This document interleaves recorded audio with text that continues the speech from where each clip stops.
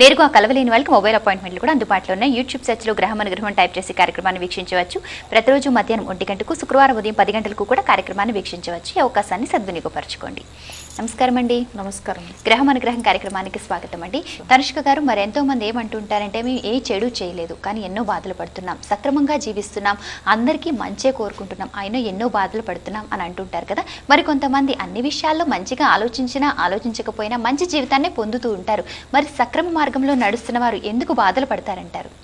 అంటే అసలు నిన్న కూడా ఇలాంటి ఒక క్వశ్చన్కి అంటే అడిగారు. హస్బెండ్ వైఫ్ వచ్చారు, నిన్న కన్సల్ట్ అయ్యారు హైదరాబాద్లో. మేడం అయితే మేము ఇంతవరకు ఏ తప్పు చేయలేదు, కానీ మాది ఆస్తులే కానీ చాలా మోసం చేసి తీసుకున్నారు, కానీ మేము ఎప్పుడు కష్టపడుతూ ఉన్నాం, వాళ్ళు అయితే చాలా బాగున్నారు కదా, అప్పుడు మంచితనంగా వెళ్ళేది కూడా అసలు ఇప్పుడు కలియుగంలో తప్పేనా అట్లా అని అడిగారు. కానీ నిజంగా చెప్పాలంటే అసలు వీళ్ళందరూ తప్పు చేసేవాళ్ళు అంటే చీటింగ్ చేసే వాళ్ళందరూ బాగున్నారు, మేము ఇంత మంచిగా అన్ని విధంగానే బాగుంటున్నాము, కానీ స్ట్రైట్ ఫార్వర్డ్ కాబట్టి కూడా మేము ఇంత కష్టపడుతున్నామా అని అడిగిన దానికి ఒక మాట నేనేం చెప్పానంటే, అలా కాదండి, వాళ్ళు ప్రజెంట్ చూసేదానికిదా బాగా కనిపిస్తారు, కానీ నిజంగానే వాళ్ళకి చెడు అనేది తప్పకుండా వస్తుంది, వాళ్ళు అది ఇప్పుడు తెలియదు, కానీ ఫైనల్గా వాళ్ళు ఫేస్ చేసేటప్పుడు తెలుస్తుంది అని చెప్పాను. దీనికి మీకు ఒక నిజమైన కథ ఒకటి చెప్పాలి. ఒక బాస్ ఒక ఆయన ఉంటాడు, ఆయన ఏంటంటే అసలు కన్స్ట్రక్షన్ ఫీల్డ్లో ఉంటాడనమాట. తను వాళ్ళ దగ్గర ఉన్న మేనేజర్ దగ్గర ఎప్పుడు అన్ని పనులు వదిలేసి ఆయన ఎప్పుడు బయట వెళ్తూ ఉంటారు. అప్పుడు ఏమైందంటే అసలు ఎన్నో బిల్డింగ్ అన్ని కన్స్ట్రక్ట్ చేశారు, అన్నీ బాగా అయితేనే ఉన్నది, ఎన్నో ఇయర్స్గా ఆయన దగ్గర మేనేజర్ చేస్తూ ఉన్నారు జాబ్ అవుతే. కానీ ఒక రోజు ఏమైందంటే ఈయన ఫారిన్ వెళ్తా అని చెప్పేసి వాళ్ళ మేనేజర్ దగ్గరే చెప్పేసి వెళ్తున్నారు బాసు, ఇన్ని ఇయర్స్గా నువ్వు ఎన్నో హౌస్ కట్టి ఉండొచ్చు, కానీ ఇప్పుడు నేను చెప్పేది ఏంటంటే చాలా బాగా కట్టి ఇవ్వాలి, నువ్వు అసలు చాలా క్వాలిటీ అన్నీ మంచిగా ఎట్లానంటే అంత బ్రహ్మాండంగా అంటే మనకి ఎట్లా చేస్తున్నామంటే అది చాలా బాగా కనిపించాలి, అలాంటి హౌస్ ఒకటి నువ్వు కట్టు, అంటే నేను బయట ఫారిన్ వెళ్ళి వచ్చిన తర్వాత నేను అది మీకు అది దేని గురించి చెప్తానని చెప్పేసి ఏం చేస్తారంటే వాళ్ళ మేనేజర్ దగ్గర చెప్పేసి వెళ్తారు. కానీ ఎన్నో ఇయర్స్గా ఈయన దగ్గర ఈయన జాబ్ చేస్తున్నారు, కానీ ఇయర్ ఏమైందంటే ఆయన అంటే ఫారిన్ వెళ్ళినారు కదా బాసు, మనకేమి ఆయన చూస్తున్నారా ఏమని చెప్పేసి అసలు చాలా క్వాలిటీ లేకుండా వస్తువులన్నీ పెట్టి ఆయన బిల్డింగ్ కన్స్ట్రక్షన్ చేస్తున్నాడు అనమాట. కానీ ఈయన చెప్పేసి వెళ్ళింది ఏంది, చాలా మంచిగా చూసి చేయాలి, ఈ బిల్డింగ్ అయితే చాలా బాగుండాలి, ఇప్పుడు నేను వచ్చే ఇల్లు అయితే చాలా మంచిగా అనిపించాలి అని చెప్పేసి వెళ్తారు.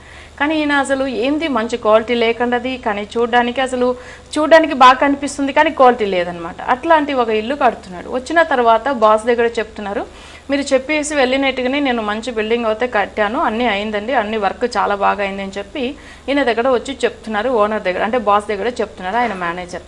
తర్వాత ఒక రోజు ఏం చేశాడంటే ఆయన మేనేజర్ని ఈయన్నే పిలిపించి, ఈ ఇల్లు ఎవరి గురించి కట్టియమని చెప్పానంటే నీ గురించి, ఎందుకంటే నువ్వు ఇన్ని ఇయర్స్గా నా దగ్గర ఎంత నిజాయితీగా ఉన్నావు కదా, దానివల్ల నేను ఈ ఇల్లు నీకే గిఫ్ట్గా ఇస్తామని చెప్పి కట్టమని చెప్పాను అట్లా అని ఈయన అంటాడు. అప్పుడు ఎంత బాధ అనిపించిందంటే ఆ మేనేజర్కి, చూడండి అసలు క్వాలిటీయే లేకుండా వస్తువులు అవన్నీ పెట్టి కట్టించాడు, కానీ ఎందుకు మన బాస్ చూడలేదు కదా మన్ని అని అనుకున్నాడు ఆయన, కానీ ఆ ఇల్లు ఆయనకే ఆయన గిఫ్ట్ ఇస్తాడని తెలియదు. అప్పుడు ఇన్ని ఇయర్స్గా వాళ్ళ బాస్ని ఎంత చీట్ చేశాడనేది అనిపించింది, అంత బాధపడిండు. ఎందుకు అట్లానంటే మన చేసే చీటింగ్ కానీ తిరిగి మళ్ళీ మనకే వస్తుంది ఆ ప్రాబ్లం అనేది తెలియదు చాలా వరకు, కానీ ఫస్ట్ కొన్ని రోజులు బాగా బతికినట్టుగా అనిపించును, కానీ అది లాస్ట్లో వాళ్ళకే లాస్ అవుతుందని అనేది వాళ్ళు నిజమైన ఎక్స్పీరియన్స్ పెట్టే తెలుస్తుంది అని చెప్పి నేను చెప్పాను. నిజంగా చెప్పాలంటే మనం ఎంత స్ట్రైట్ ఫార్వర్డ్గా ఉంటున్నామో కానీ లాస్ట్లో మనమే బాగుంటాము అనే దానికిదే ఈ కథ చెప్పాను. అర్థమైందండి, నిజంగా చాలా వివరంగా కూడా తెలియజేశారు. మొదటి కాల్ తీసుకుందామండి. నమస్కారం, మీ పేరు? Sudharani, Hyderabad. Okay, date of birth చెప్పండి. మా అక్క 1972 చెప్పండి. ఫిబ్రవరి 15th. ఫిబ్రవరి 16th అండి? 15. ఓకే, 15. ఏ సమయంలో పుట్టారు? మార్నింగ్ 4. ఉదయం 4 గంటలకి. ఏ ఊర్లో పుట్టారు, ఏ జిల్లా? గుంటూరు. ఓకే ఓకే, సమస్య ఏంటండి? జాబ్ వచ్చింది కానీ కొంచెం బెటర్గా ఉండాలండి. ఓకే అండి, ఉద్యోగం గురించి తప్పకుండా తెలుసుకోవచ్చు. తనుష్క గారితో మాట్లాడని వివరాలు చెప్తారు. నమస్కారం అమ్మా. అర్థం కాలేదు. నమస్తే అండి. ఎవరిది ఇది? మా అక్క అండి. అక్క గురించి జాబ్ గురించి కావాలి అన్నారా? ఓకే అమ్మా, అంటే ఇది మీ అక్క వాళ్ళు అయితే ట్యూస్డే రోజు పుట్టారు, ధనిష్ట నక్షత్రం 3వ పాదంలో పుట్టారు, ఆమె ధనుర్ లగ్నంలో పుట్టారు. జాబ్ గురించి అడిగారు. జాబ్ గురించి చూసామంటే కుజుడు అయితే చాలా బాగుంది. జాతక పరంగా ఏంటంటే ఆమె లగ్నానికి ఏంటంటే 9th లాడదా అవుతే ఆమెకు సూర్యుడు. సో ప్రెజెంట్ అయితే ఆమెకు శని మహాదశ నడుస్తుంది 2009లోంచి. ఇది అయితే 28 వరకు ఉంటుంది. ఇందులో ఏంటంటే అసలు శని మహాదశ అనేటప్పుడు ఏంటంటే ఇప్పుడు ప్రజెంట్ నడుస్తున్న అంతరదశ అని చూసామంటే అసలు బుధుడు అంతరదశ నడుస్తుంది 2012 మార్చ్లోంచి. కానీ ఈ శని దశలో బుధుడు అయితే మంచిగా లేదు. జాతక పరంగా ఆమెకి ఏంటంటే అసలు బుధుడు నెగిటివ్ పవర్గా ఉంది. అంటే 2012లోంచి చాలా ప్రాబ్లం ఫేస్ చేస్తున్నారు. శని అనేటప్పుడు ఏంటంటే జాతక పరంగా ఈమెకు ధనస్థానము, second lord and third lord అనమాట, అవి 6th ఉంది. కొంచెం ఫ్యామిలీలో ఫైనాన్షియల్ ప్రాబ్లం కూడా వచ్చి ఉండవచ్చేమో ఈ శని మహాదశ మొదలైనప్పటి నుంచి. కానీ లాస్ట్ 2 yearsగా ఎక్కువ ప్రాబ్లం ఫేస్ చేస్తున్నారు. ఎందుకంటే బుధుడు అంతరదశ నడుస్తుంది.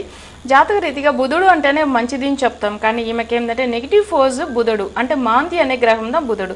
దానివల్ల 2 yearsగా ప్రాబ్లం ఫేస్ చేస్తున్నారు. కానీ అవి లేకుండా భార్యాభర్తల మధ్యలో కూడా ప్రాబ్లమ్స్ ఉంటుంది ఈమె జాతకానికి. ఒకసారి డైరెక్ట్ అపాయింట్మెంట్ తీసుకుంటే చాలా బాగుంటుంది. ఎందుకంటే మేము విజయవాడ వచ్చినప్పుడు డైరెక్ట్ అపాయింట్మెంట్ తీసుకుని రమ్మని చెప్పండి, మంచిగా ఈమెకు పరిష్కారం ఇస్తాము. ఓకే అండి, మరో కాల్ తీసుకుందామండి. నమస్కారం, మీ పేరు? నమస్తే అండి, నేను భీమవరం నుంచి మాట్లాడుతున్నానండి. మా బాబు గురించి మేడం కనుక్కున్నాను. ఓకే అండి, డేట్ ఆఫ్ బర్త్ చెప్పండి. బాబు డేట్ ఆఫ్ బర్త్ 22/1995 అండి. 22/1995. సమయం చెప్పండి. సమయం మధ్యాహ్నం 2:12 కండి. 2:12 మధ్యాహ్నం. ఏ ఊర్లో పుట్టారు, ఏ జిల్లా? 92. గోదావరి జిల్లా తణుకులో పుట్టారండి. Okay, west Godavari. సంవత్సరం మరొకసారి చెప్పండి. బాబు బిహేవియర్ కొంచెం ఇబ్బందిగా ఉంటుంది. ఓకే అండి, ఒకసారి డేట్ ఆఫ్ బర్త్ మరొకసారి చెప్పండి. 22/1995 అండి. ఓకే, చెప్పండి, సమస్య ఏంటో చెప్పండి. బాబు బిహేవియర్ కొంచెం ఇబ్బందిగా ఉంటుంది. దాని గురించి స్టడీ ఎలా ఉంటుంది, బాబు భవిష్యత్తు ఎలా ఉంటుంది. ఓకే, బిహేవియర్ ఇబ్బందిగా ఉంటుంది అని అంటున్నారు కదా, అంటే మీరు చెప్పిన మాట వినటం లేదా, సరిగా చదవటం లేదా? ఈ మధ్య ఇదివరకు చదివేవాడు కాదండి, ఇప్పుడు కొంచెం చదువుతున్నాడు. కానీ మనం వద్దన్నది మనం మంచి చేస్తుంటే అర్థం చేసుకోవట్లేదు. అర్థమైందండి, మీరు చెప్పిన విధానంగా వింటూ చక్కగా ఉండాలి. తనుష్క గారు చెప్తారు వివరాలు, మాట్లాడండి వారితో. నమస్కారం అండి. ఓకే, స్వాతి నక్షత్రం 1వ పాదం బాబు బిహేవియర్ గురించి అన్నారు. కానీ అసలు చెప్పిన మాట వినట్లేదని. తను మిథున లగ్నంలో పుట్టారు, స్వాతి నక్షత్రము. ఇంత ముందుగా ఏంటంటే 2.5 yearsగా జన్మ శని నడుస్తూ ఉంది. అంటే మెయిన్ ఇప్పుడు నవంబర్ వరకు కూడా ఉంది. ఏళ్ళనా శని వల్ల కూడా బాధపడి ఉండవచ్చేమో. కానీ లగ్న బలం అనేది మంచిగా లేదు. లగ్నం అనేటప్పుడు ఏంటంటే బుధుడు, సో అది చాలా కష్టాలు పెడుతూ ఉంటుంది. మిథున లగ్నంలో పుట్టారు, లగ్నాధిపతి నెగిటివ్ ఫోర్స్గా ఉంది. దానివల్ల కూడా ఆయన బిహేవియర్ మంచిగా లేదు. సో ప్రజెంట్ నడుస్తున్న దశ అని చూస్తే 2009 డిసెంబర్లోంచి ఏంటంటే గురు మహాదశ. ఇప్పుడు ఈ మంత్లో 31 ఆగస్టులోంచి ఏంటంటే బుధుడు అంతరదశ స్టార్ట్ అవుతుంది. కానీ అంత ముందుగానే ఆయనకు బుధుడు మంచోడు కాదని చెప్పాను. సో ఈ గురు మహాదశలో అవి లేకుండా బుధుడు అంతరదశ వచ్చేటప్పుడు ఇంకా ప్రాబ్లం అయితే ఉంది. తన స్టడీ విషయంలో కూడా అసలు మంచిగా ఉండదు మా. ఎందుకంటే ఈయనకు ఏంటంటే మిథున లగ్నంలో పుట్టి నెగిటివ్ ఫోర్స్ దా బుధుడు. కానీ జాతక పరంగా చూసామంటే ఇప్పుడు గురు మహాదశ నడుస్తుంది. ఈ మిథున లగ్నానికి గురుడు కూడా మంచోడు కాదు, అంటే 7th and 10th లార్డ్ అవుతాడు. ఆ గురుడు జాతక రీతిగా 6th అస్తమమై ఉంది. దానివల్ల కొన్ని కష్టాలు పడుతూ ఉంటారు. కానీ మీరు చేయవలసిన పూజలు అయితే గురుడు గురించి పరిష్కారం చేయండి. దాంతోపాటు ఏంటంటే ప్రజెంట్ ఏళ్ళనా శని ఉంది కాబట్టి శని గురించి గ్రహచార రీతిగా పరిష్కారం చేయవలసింది ఉంటుంది. ఈయన జాతకానికి ఏంటంటే స్టోన్ అయితే డైమండ్ పెట్టుకుంటే చాలా బాగుంటుంది. అవి లేకుండా మిథున లగ్నంలో పుట్టారు కాబట్టి ఆ లగ్నాధిపతి సంబంధించిన గ్రీన్ అంటే పచ్చ పెట్టవచ్చు. అది కూడా ఏంటంటే స్మాల్ ఫింగర్లో 2.3 carats వచ్చేలాగా పెట్టియండి. ఇవన్నీ చేసేసేయండి. తర్వాత మీరు ఒక్కసారి ఏంటంటే అపాయింట్మెంట్ తీసుకోండి పర్సనల్గా. ఎందుకంటే ఈయనకు ఆగస్టు 31 తర్వాత కొంచెం ప్రాబ్లం ఉంది అని చెప్పాను. దానివల్ల మాంది పూజల గురించి ఉంటుంది, అవి చేసుకోండి తప్పకుండా, అప్పుడు మంచిగా అవుతాడు. ఓకే అండి, తనుష్క గారు మరి పర్యటన గురించి చెప్పండి. అలాగే నేరుగా కలవలేని వాళ్ళకి మొబైల్ అపాయింట్మెంట్ ద్వారా సేవలు అందిస్తున్నారు కదా, ఆ వివరాలు కూడా చెప్పండి. ఓకే అమ్మా, చాలా మందికి అసలు మొబైల్ అపాయింట్మెంట్ ఇస్తూ ఉన్నాము. ఈ లాస్ట్ 2 monthsగా ఎక్కువ బయట వెళ్ళట్లేదు టూర్స్ అన్ని. కానీ ఇప్పుడు ఈ మంత్లోంచి అంటే విజయవాడ, వైజాగ్ ఇవన్నీ కూడా టూర్స్ ఉంటుంది. సో వైజాగ్ అయితే ఈ మంత్ ఎండింగ్లో ఉంది. అవి లేకుండా విజయవాడ కూడా ఉంటుంది, కాకినాడ కూడా ఉంటుంది. కానీ మీరు ఒకవేళ డైరెక్ట్ అపాయింట్మెంట్ తీసుకోవాలనుకుంటే హైదరాబాద్ అపాయింట్మెంట్ కావాలంటే కూడా తీసుకోవచ్చు. అవి లేకుంటే మొబైల్ అపాయింట్మెంట్ కూడా మీకు అందుబాటులో ఉంటుంది. మొబైల్ అపాయింట్మెంట్ అనేటప్పుడు ఏంటంటే correct and date of birth details ఇచ్చేసి దాంతోపాటు 1 week వెయిట్ చేయవలసింది ఉంటుంది. సో మీకు ఏంటంటే డైరెక్ట్ వచ్చినా అంతే టైం తీసుకుంటాం, మొబైల్ అపాయింట్మెంట్లో కూడా అదే టైం తీసుకుంటున్నాము. సో మీరు ఫాలో అవ్వాల్సింది ఏంటంటే మేము ఇచ్చే రెమెడీస్ని కరెక్ట్గా ఫాలో అవుతే మంచి రిజల్ట్ కనిపిస్తుంది. కానీ ఇచ్చే అంటే మీ డీటెయిల్స్ కూడా కరెక్ట్ ఉండాలి. ఓకే, ఒక కాల్ తీసుకుందామండి. నమస్కారం, మీ పేరు? హలో, ఓకే అండి, కాల్ డిస్కనెక్ట్ అయిపోయిందండి. మరి తనుష్క గారిని నేరుగా కలుసుకుని పూర్తి జాతక పరిశీలన చేసుకోవాలి, పేరులో సవరణ చేసుకోవాలి, ఏ రత్నం ధరించాలి, అలాగే ఏ దైవాన్ని పూజించాలి, న్యూమరాలజీ ప్రకారం పేరులో కరెక్షన్ ద్వారా మంచి ఫలితాలు పొందాలనుకుంటే స్క్రీన్ మీద డిస్ప్లే అవుతున్న వారి ఆఫీస్ నెంబర్స్కి కాల్ చేసి అపాయింట్మెంట్ తీసుకోండి. పర్యటన వివరాలు స్క్రీన్ మీద డిస్ప్లే అవుతున్నాయి. మొబైల్ అపాయింట్మెంట్లు అందుబాటులో ఉన్నాయి.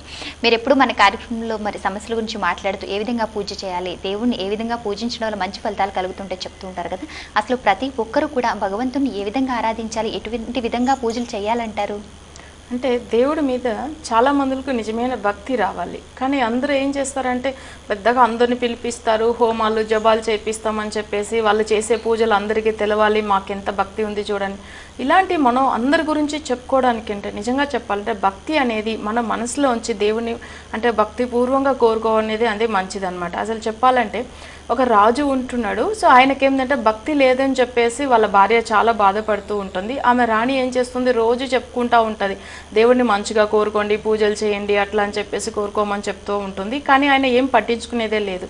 ఒక రోజు ఏమవుతుందంటే ఇలా రోజు చెప్పి పెళ్ళైనప్పట్లోంచి ఆమె కూడా చాలా ప్రాబ్లం ఫేస్ చేసేలాగా బాధపడి ఒక రోజు చాలా వదిలేసింది.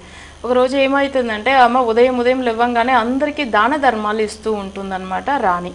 అప్పుడు దాన ధర్మాలు చేస్తూ ఉంటుంది. అందరూ ఆ ఊర్లో అందరినీ పిలిపించి అందరికీ ఇవన్నీ ధర్మం చేస్తుంది అని ఎందుకని అర్థం కాదు రాజుకు.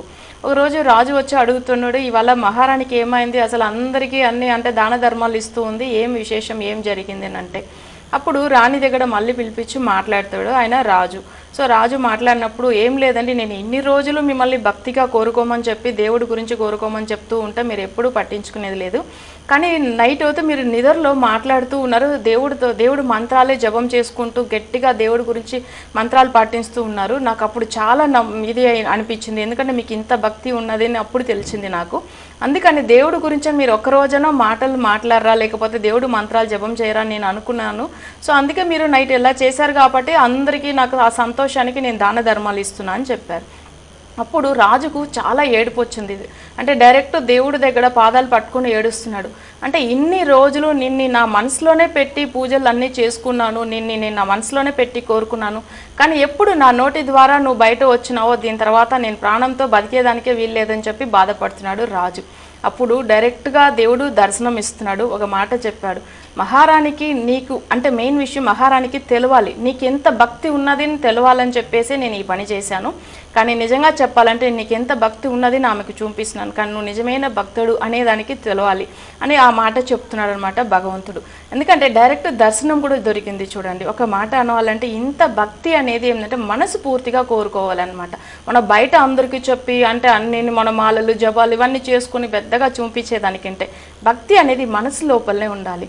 సో ఇవి లేకుండా నిజమైన భక్తి ఇంకొక ఋషి కూడా చెప్తున్నాడు, ఆ కథ కూడా మీకు చెప్తాను. ఒక అడవి ఉంటుంది. అడవిలో ఏం చేస్తాడంటే ఒక స్వామీజీ అంటే ఒక ఋషి ఏం చేస్తాడంటే తపస్సు చేస్తూ ఉంటాడు. ఆయన కూడా హోమకుండలం పెద్దగా పెట్టి అవన్నీ చేస్తూ ఉంటాడు.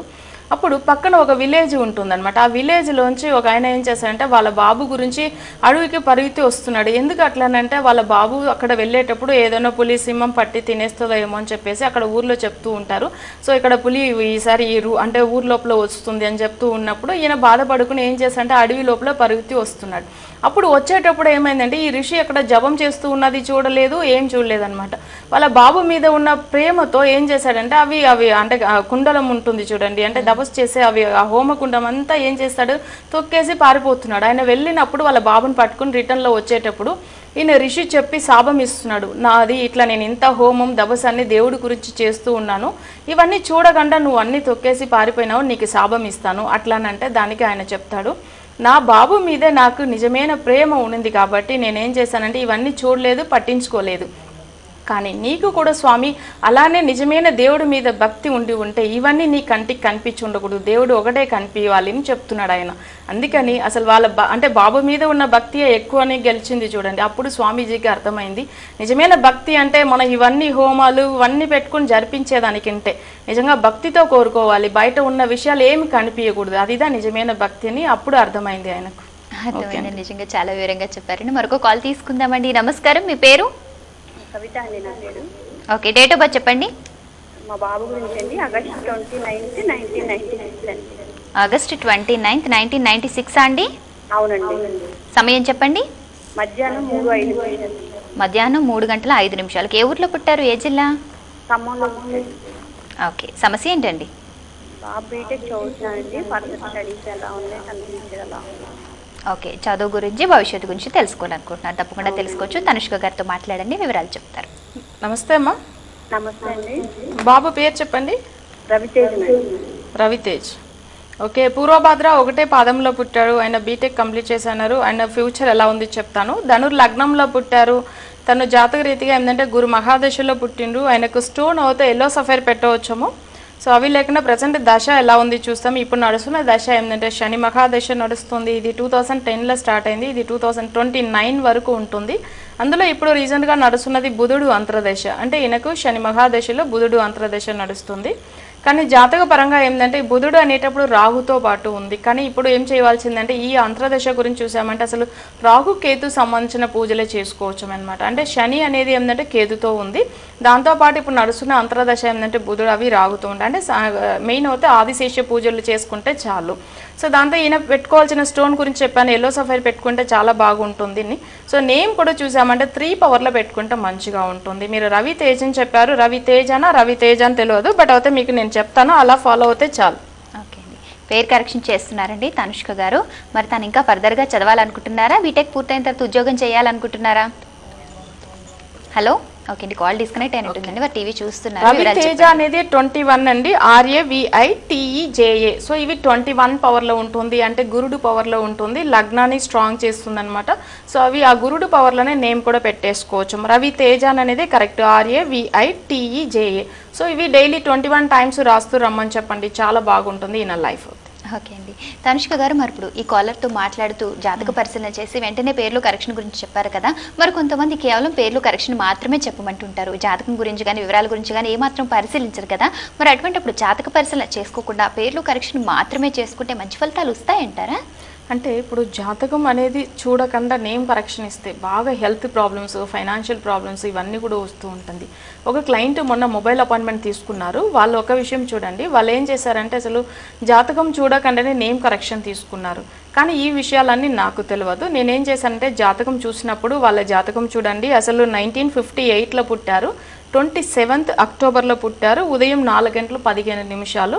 సో వాళ్ళు పుట్టిందేమో సూలూరుపేట. అంటే మెయిన్ అయితే వాళ్ళది కన్యా లగ్నం వస్తుంది. కానీ ఏంటంటే లగ్నానికి అధిపతి బుధుడు. వీళ్ళు పెట్టుకున్న నేమ్ చూడండి 5లో పెట్టుకున్నారు. ఇవన్నీ వివరాలు నాకు తెలియదు. కానీ నేను జాతకం చూడంగానే చెప్పాను, మెయిన్ విషయం ఈయన నెంబర్ పవర్ 5 అయితే ప్రాబ్లం ఉంటుందండి. సో సపోజ్ ఈయన జాతక పరంగా ఏంటంటే 5 నెంబర్ హౌస్కి ఏమన్నా వెళ్ళారా, లేకపోతే 5 నెంబర్ ఫ్లాట్ ఏమన్నా ఈయన పేరు మీద కొనుక్కున్నారా, ఇవన్నీ మీరు చూడండి. ఒకవేళ ఇవన్నీ చేసుకుని ఉంటేనే తనకైతే చాలా ప్రాబ్లమ్స్ వచ్చి ఉంటుంది చెప్పాను నేను. అప్పుడు వరకు వాళ్ళు నేమ్ కరెక్షన్ చేసుకున్న వివరాలన్నీ నాకు చెప్పలేదు.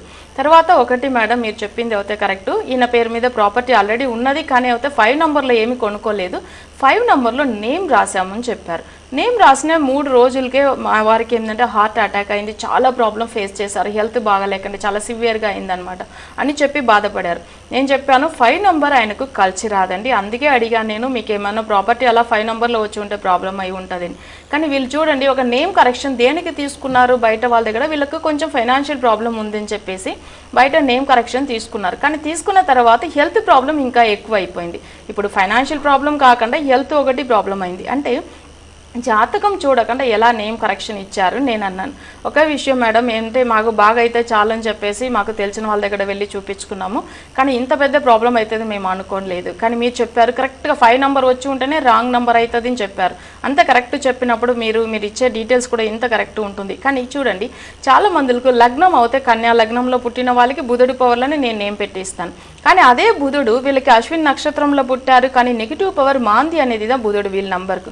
సో అలా పెట్టుకున్న తర్వాత 3 రోజులకే హెల్త్ ప్రాబ్లం వచ్చింది. కానీ నేమ్కు ఒక పవర్ ఉంటుంది, కానీ దాన్ని కరెక్ట్గా ఫాలో అవుతే మనకు మంచి రిజల్ట్ కనిపిస్తుంది. అందుకని డేట్ ఆఫ్ బర్త్ డీటెయిల్స్ లేకుండా వాళ్ళది నేను నేమ్ కరెక్షన్ కూడా ఇవ్వను చాలాసార్లు చెప్పింది. అందుకని ఓకే అండి, తనుష్క గారు మరి ఇప్పుడు న్యూమరాలజీ గురించి మాట్లాడుకున్నాం, ఆస్ట్రాలజీ గురించి మాట్లాడుకున్నాం. అసలు ఏ శాస్త్రాల ద్వారా మీరు పరిష్కార మార్గం అందిస్తున్నారు, అలాగే మొబైల్ అపాయింట్మెంట్ల గురించి, పర్యటనల గురించి, అలాగే టోటల్గా మీరు అందించే సర్వీసెస్ ఏంటో వివరంగా చెప్పండి. ఓకే అమ్మా. అంటే మెయిన్ అయితే జాతక రీతిగా మనం అంటే అనలైజ్ చేసి దాని తర్వాతనే నేమ్ కరెక్షన్ ఇస్తున్నాము. అవి లేకుండా చాలా మందులకు పితృదోషం గురించి తెలియట్లేదు.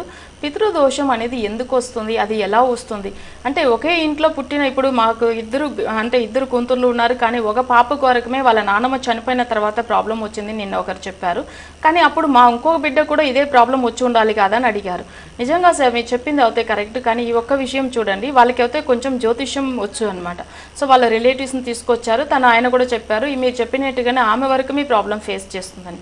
పితృదోషం అనేది ఏంది, ఎందుకు వస్తుంది అంటే పర్టికులర్ వాళ్ళ ఇద్దరు మనవరాలకే రావాలి కదా వాళ్ళ నాన్నమ్మ చనిపోతే. సో ఈ విషయం మీరు చూడండి, వాళ్ళకి ఏంటంటే నెగిటివ్ ఫోర్స్ అనేది ఆ పాపకు కేతు మాంది అనమాట. సో ఆ పాప జాతకంలో వరకే అలా ఉందని చెప్పి వాళ్ళకి అంటే ఆ పితృదోషం గురించి చెప్పాను. ఎందుకంటే చాలా వరకు పితృదోషం గురించి తెలియట్లేదు, దానికి పరిష్కారం ఎలా ఉంటుందని కూడా తెలియట్లేదు. ఎందుకంటే మేమిచ్చే సర్వీస్లో జ్యోతిష్యం, సంఖ్యాశాస్త్రం అవి లేకుండా పితృదోషం గురించి, అవి లేకుండా నెగిటివ్ ఫోర్స్ అంటే చాలామంది శత్రువుల వల్ల బాధపడుతూ ఉంటారు, దీని గురించి ఇవన్నిటికి ఖచ్చితమైన పరిష్కారం ఉంది. కానీ ఇవన్నీ కూడా ఎలా కనిపెట్టవచ్చు అంటే వాళ్ళ జాతకాన్ని చూసే బాగా కనిపెట్టి అవన్నీ అంటే ఖచ్చితమైన పరిష్కారం ఇవ్వచ్చు. అందుకే మీకు చెప్తున్నాం జ్యోతిష్యం లేకుండా ఏది ఒకటి చేయలేదు అని చెప్తా ఉంటాను. ఫ్యూచర్ గురించి కూడా మనం తెలుసుకోవాలంటే అదే జాతక చక్రం చాలా చాలా ఇంపార్టెంట్. ఓకే అండి, మరి విన్నారు కదా పర్యటన వివరాలన్నీ స్క్రీన్ మీద డిస్ప్లే అవుతున్నాయి. నేరుగా కలవలేని వాళ్ళకి మొబైల్ అపాయింట్మెంట్ కూడా అందుబాటులో ఉంది. ఈ అవకాశాన్ని సద్వినియోగపరచుకోండి.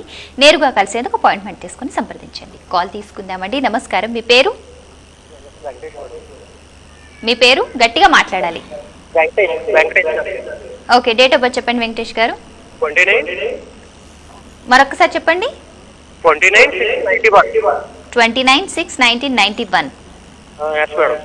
సమయం చెప్పండి.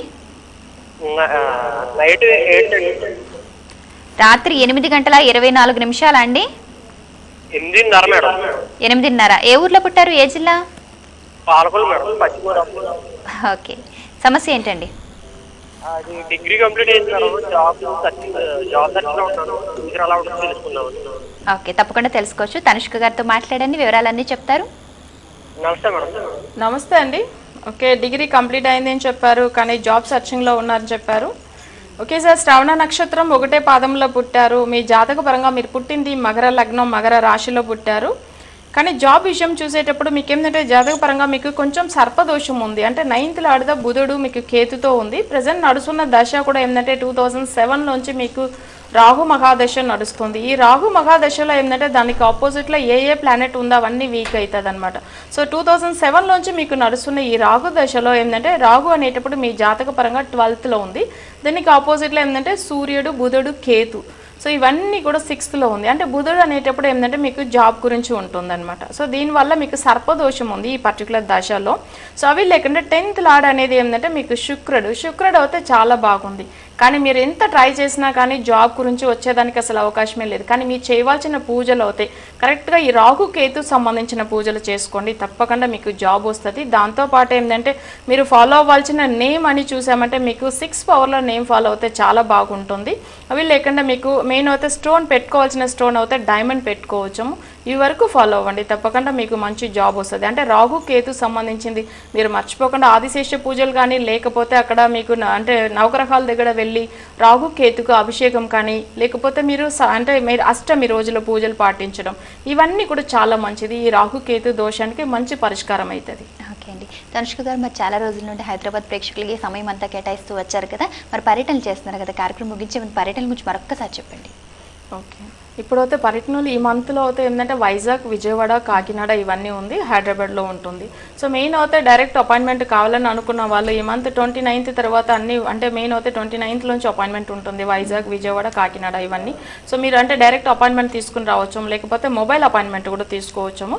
ఎందుకంటే అసలు అంటే డైరెక్ట్ రాలేదని అనుకున్న వాళ్ళ వరకు మొబైల్ అపాయింట్మెంట్ తీసుకోవచ్చు. హైదరాబాద్లో అయితే రెగ్యులర్గా అపాయింట్మెంట్ ఉంటుంది. ఓకే అండి, మరి విన్నారు కదా, తనుష్క గారిని నేరుగా కలిసిన పూర్తి జాతక పరిశీలన చేసుకోవాలి, న్యూమరాలజీ ప్రకారం కరెక్షన్ చేసుకోవాలి, ఏ రత్నం ధరించాలి, ఏ దైవాన్ని పూజించాలి, ఏ రెమెడీ పాటించాలి తెలుసుకోవాలనుకుంటే స్క్రీన్ మీద డిస్ప్లే అవుతున్న వారి ఆఫీస్ నెంబర్స్కి కాల్ చేసి అపాయింట్మెంట్ తీసుకోండి. పర్యటన వివరాలు స్క్రీన్ మీద డిస్ప్లే అవుతున్నాయి. నేరుగా కలవలేని వాళ్ళకి మొబైల్ అపాయింట్మెంట్లు అందుబాటులో ఉన్నాయి. యూట్యూబ్ సెర్చ్లో గ్రహం అనుగ్రహం టైప్ చేసి కార్యక్రమం వీక్షించవచ్చు. ప్రతిరోజు మధ్యాహ్నం 1 గంటకు, శుక్రవారం ఉదయం 10 గంటలకు కూడా కార్యక్రమాన్ని భక్తి టీవీలో వీక్షించవచ్చు. తనుష్క గారు మరి మీ అమూల్యమైన సమయాన్ని కేటాయించి మా స్టూడియోకి విచ్చేసి ప్రేక్షకుల సమస్యల పరిష్కార మార్గాలతో పాటు ఏ తప్పు చేయకపోయినా బాధలు పడుతున్నాం అన్నవారికి చక్కటి పరిష్కార మార్గం, అలాగే దేవుని యందు భక్తి ఎలా ఉండాలి, కరెక్షన్ న్యూమరాలజీ కరెక్షన్ జాతక పరిశీలన చేసుకునే ఎందుకు ఎందుకు చేసుకోవాలి, ఇలా ఎన్నో విషయాలు చెప్తూనే మీరు అందించే సర్వీసెస్ గురించి చెప్పారండి. చాలా సంతోషం, ధన్యవాదాలు. ఇది ఈనాటి గ్రహం అనుగ్రహం కార్యక్రమం. మరొక కార్యక్రమంలో మళ్ళీ కలుద్దాం. నమస్కారం.